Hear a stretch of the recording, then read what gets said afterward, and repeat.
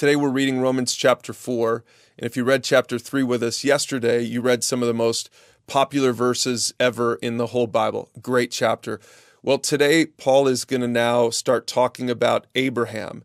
He's shifting his attention to the Old Testament, and he wants to make sure that the readers, the church in Rome, Jews and Gentiles alike, he didn't want them to think he was making something up, changing something from what they believed to be true from the Old Testament. And you see, the Jewish faith, the Jewish people, anyone who is now a Christian but considered themselves a Jewish Christian, they would have said, well, wait, you need to show me how the message of Jesus, what you just said in chapter 3, you need to show me how that message lines up with what we understand about Abraham and righteousness in the Old Testament. And that's what he's going to do here in chapter 4. He says, Abraham was, humanly speaking, the founder of our Jewish nation.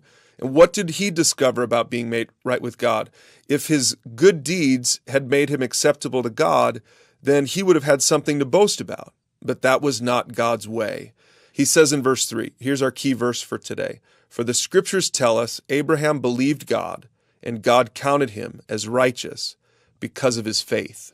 See, here was Paul's line of reasoning. He said, listen, if Abraham was made righteous before he put his faith in God, in other words, by what he did, then certainly that was a precedent, and we can all become righteous that way. But Paul is arguing this in this chapter, and you'll see this as you read this chapter. He's saying, no, Abraham was made righteous by faith, and so too we are made righteous by faith.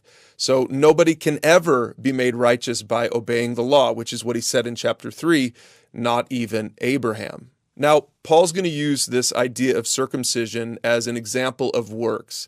And he's going to ask this question in this chapter. Was Abraham considered righteous after he was circumcised or before he was circumcised?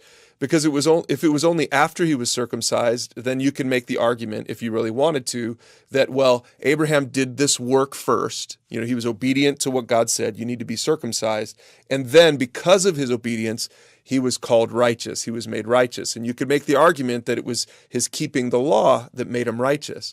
But take a look at how Paul argues. He says in verse 10 that clearly God accepted Abraham before he was circumcised. In verse 11, he says, circumcision was a sign that Abraham already had faith and that God had already accepted him and declared him to be righteous, even before he obeyed the law and was circumcised.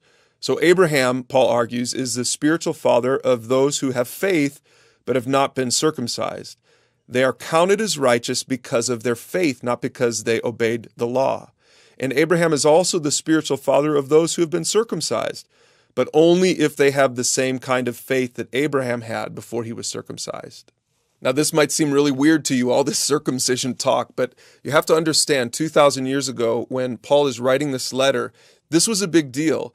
Jews were circumcised, Gentiles were not circumcised, and Paul wants to make sure that the church in Rome understood that there's no difference between Jews and Gentiles, that everyone is a follower of Jesus, not by some ritual or some rite that the Jews had and the Gentiles didn't have, but everyone can become a follower of Jesus on the basis of faith. Everyone can become a child of God on the basis of faith. In fact, Paul calls that person a child of Abraham. Clearly, he said God's promise to give the whole earth to Abraham and his descendants was based not on his obedience to God's law, but on a right relationship with God that comes by faith. And so Paul begins to argue here in Romans chapter 4 that promise can come to both Jews, who always thought of themselves as children of Abraham, but it can also come to Gentiles, because everyone who puts their faith in Christ, just like he said in Romans 3:22, anyone who puts their faith in Christ can be made right with God. And that's really what he's arguing for here in Romans chapter 4. So now you're ready to read it for yourself. We'll see you tomorrow for Romans chapter 5.